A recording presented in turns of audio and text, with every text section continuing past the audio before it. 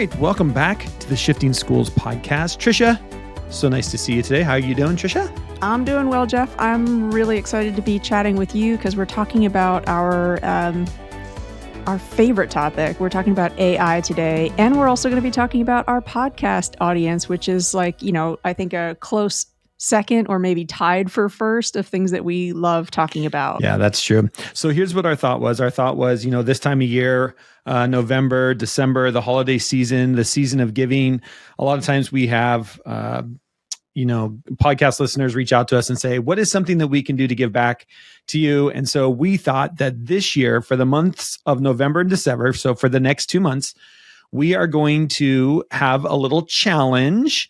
And the challenge is, if you are the first person from your state or country to leave us a review over on Apple Podcast or on Spotify, there's a Q&A section if you're on the Spotify app, or if you just email us and something that we can put on the website, giving us kind of like a review of an episode, a review of the podcast. In your review, if you tell us what state you are from, or what country you are from, and you are the first person from that state or that country to leave a review, we are going to give you free access to our all-inclusive AI bundle over in camp. And Tricia, I don't even know, what did we set the price for that? Isn't it like $300 or something? I think it is, but it's definitely more valuable than that. We've been trying to keep our prices really accessible. We know that teachers, school leaders are struggling right now to keep pace with all of the changes with AI. And we also know, there's like so much information out there. So we're doing our best to keep that price point reasonable. And considering everything that's inside that all-inclusive guide, I think that's a pretty good price point. And I'll also say, people who purchase our courses, often they'll email us and, they might have a follow-up question, and we're responsive. So it's not like you purchase something from Shifting Schools and there's not a human on the other side. There's very much a human element, and we love that. That conversation piece is really important to us. We do not have AI answering our emails at this time. That's basically what Tricia is saying. Not yet, anyway. Someday we'll be big enough that an AI will do our emails for us. But right now, it's Tricia and I on the other end of the email. So if you would like it, I just looked it up. It's $275 value. But we would love to give that to you. And all that we ask for in return is be the first person from your state or your country to leave us a review on Spotify, on Apple Podcast, or if you'd like to, you can just email us and make sure you include in there the state or country that you are leaving the review from, so we can check off that you were number one, and we will give you that $275 value of our all-inclusive AI bundle. It has our 5-day challenge, equity with AI, assessment with AI, and I forget what the fourth one is, but there's like 4 different courses over there all bundled together. The fourth one is our guide. We're really happy actually to hear that a lot of PLCs are saying and are recognizing that this is a conversation, this is an exploration that is going to go beyond, like the 2-day workshop, that you're going to really want to be extending those conversations. So we also have a tool there for folks who have a PLC, or you've got a grade level team and looking at AI in education is one of your focus points, and you don't want to start from nothing. You don't want to have to reinvent the wheel. That guide gets your group started with your exploration. So there you go. Head over, leave us a review, add your country or state, and we will get that rolling for you. But really appreciate it. Of course, reviews are always a way that podcasts get to be recognized. We just thought this time of year makes good sense to kind of run a little challenge to see just how many we can gather in a couple months. So, all right. Well, Tricia, let's talk about today. We're covering one of our free guides, and I know that a couple months ago, you were all in. You wanted a Midjourney account, and then you were over finding. And then DALL-E 3 came out inside of ChatGPT, which we both have. We both have the Plus edition to play with some of the new features coming out there. And so you created this guide, Text to Image AI for Creative Writing. Talk a little bit about this guide. Yeah, week. I mean, it's interesting, Jeff, you bring up when I wanted to get started with Midjourney, which is a really great text to image generator. But it's also a gigantic community. When I first got started with that, in order to use Midjourney, you have to be inside their Discord, and you open that up and it's hundreds, maybe thousands of people at any given moment, any day of the week, sharing their prompts, getting their images generated. And you can actually just kind of sit there and lurk and watch. And it dawned on me that what that Discord group was sort of like a real-time creative writing group. Because when we're talking about generating, really in detail images, you do have to work on that prompt craft. Just like with ChatGPT or Perplexity, the more context, the more detail oriented, the better your output becomes. And so I kind of was thinking, this is a tool not just to generate art, but this is also, I think, a tool to reinvigorate the creative writing classroom. So our free guide looks at doing that. You've got links to 3 different free tools. So if you're saying, well, Tricia, Midjourney is paid, you don't have to be using Midjourney. So you've got a link to Adobe Firefly, Crayon, or Canva now also has an art generator. Inside that guide, you also have a little bit of a key guide for some tone words. Everything from melancholic to foreboding to nostalgic. I think of this as also a great way to be doing vocabulary lessons, because for any language teacher that teaches tone, it is so interesting to play around with these text to image generators and, pick whatever it is that you're trying to portray and swap out that tone and see how the generative AI tool is interpreting that tone. I think there's a lot of great conversation to have around that. And then also perspective, friends of mine who have taught photography, if you've got that knowledge bank of all of the different angles and perspectives in your photographer vocabulary toolkit, you're going to take very naturally to this. I don't know that most people do have that. So I also think this is a great way to build up that lexicon around, like, what is a bird's eye view? And also think about what that means from the creative writing standpoint. What does it mean for us to put a character in that perspective as opposed to a close-up or a worm's eye view? So again, there's just so much playfulness to be doing with language. It's not just about the visual arts. I think there's more in the free guide, but I'm going to just pause myself for a moment because, I kind of feel like I'm just rambling. You can tell how much I love using these tools and the link that I think, like the promise that is there for creative writing work. Well, and I think there's just so much you could do in this with, even just to your point of vocab. If you are an art teacher, how do you use the vocab of art to support in creating these images and play with those different vocab? I think that's so huge. Or when we're talking about creative writing, coming up with different words, more creative words, getting out your thesaurus and playing with different words and seeing what happens. And I think the big takeaway that I'm seeing already, and it's very interesting, I'm seeing this pop up more and more in my newsfeed, is what we're doing is we're finally figuring out a way to get around copyright issues. I am seeing more and more images. There was one the other day I was showing my wife that it was an image of 2 people shaking hands, but the hand had 5 fingers and a thumb. So 6 total shaking the other one hand. I was like, that's an AI image.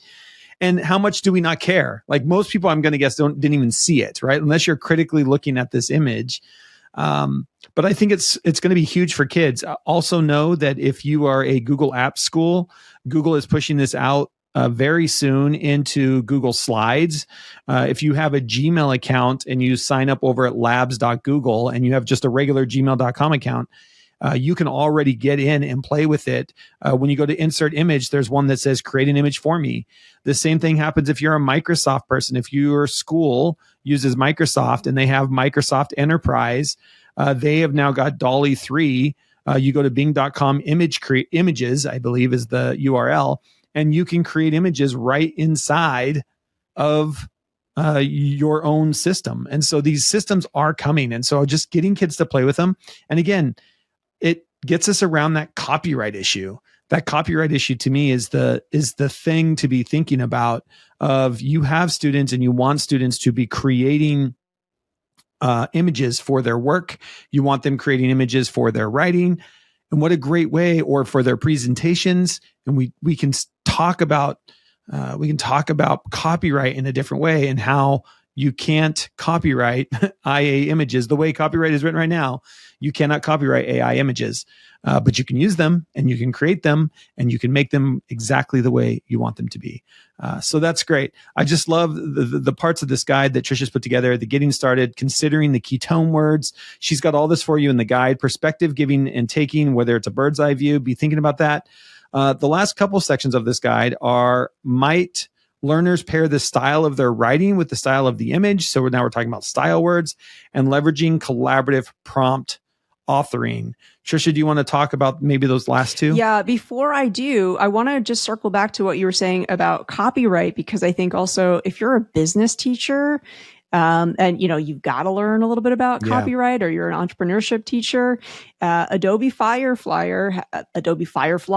has come out and said none of the data that's fed their model is from images that are under copyright. So you can read a little bit more about how they built that and why. And then DALL-E 3 actually has had an update where if you are prompting it and you ask it to generate something in the style of a living artist, it'll often tell you like, no, I can't do that. And sometimes even I was playing around with it to see like how far this copyright issue plays for them. And I asked it to generate an image in the style that an iPhone 3 would take. I was curious to see like what it would do. And it said, no, how pixelated that is. But it kind of turned that around. It said, no, like I'm unable to do that. So living artists actually are able to connect with DALL-E and let them know if like, I don't want you to use my work. They also have the option to allow their style to be used. But that's an interesting conversation. And DALL-E, their model also has a blog. Maybe we'll leave the link to that in the show notes. So business teachers, you can go and take a look at that. And then on that business end, again, Amazon has just recently announced that what they will be doing for small business owners is they're going to have a generative AI tool built in. So let's say I create plateware.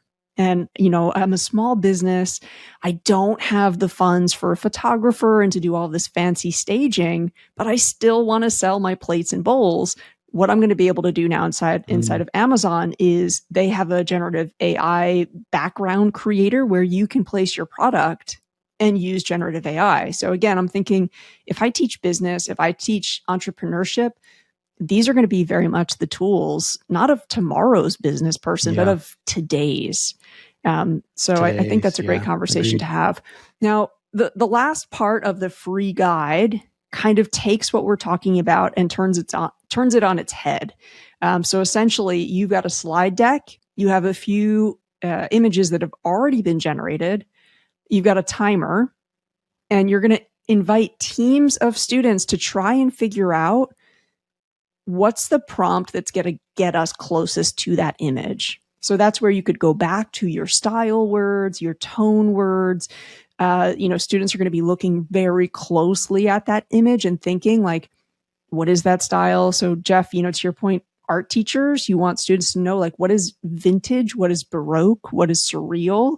I could see doing that. And also it's just about having fun, right? So students trying to work out, you'll have on each slide, both the DALL-E 3 version versus the Canva version, and have your students again, be working creatively, collaboratively to try and figure out what's the prompt that's going to get us the closest to that. Because again, I just sort of think, some folks might really, if you've not played with these tools, you might really underestimate how much writing is involved in really getting to that final output that you want. And this is where you and I have repeated ourselves a lot, that if you want the AI literacy, you're only going to be able to get it if you're experimenting with the tools. You've got to be getting there, getting playful, figuring this stuff out. This prompt engineering, it takes a lot of creativity. So if you're hearing folks say something like, these tools are killing writing, they're killing critical thinking, creativity. I really think it's the opposite, but I think you'll be skeptical of that until you start playing around with the tools. And I love that the 3 tools that we highlight here are all free. If you have a Canva account, there are a lot of schools that have Canva accounts either for teachers or I know some schools that even have it for all their students. That is automatically built in. You already have parent permission around that. The Crane one that we have, CRAIYON, you don't even need a login for, so you can use that with students. You don't even need a login, so you're not giving up any personal information. Kids don't have to put an email address. It's just literally a free one. And then, of course, Adobe Firefly. If you have Adobe products, which most schools do, then you've already given up, or kids already have an account at Adobe.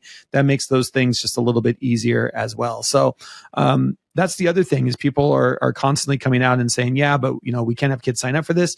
More and more of these things are just becoming open facing. And that, as we've heard, even we're not going to get into this episode, but some of the things that ChatGPT is coming out with, where people are creating these bots and can just turn them public if they want to. We're going to see more and more just public facing, I think, chat bots on the internet that are going to be specifically trained for specific things. So I think we're going to see this thing get a lot more free and open before it probably goes the opposite direction in a couple of years from now. But right now, it's pretty incredible.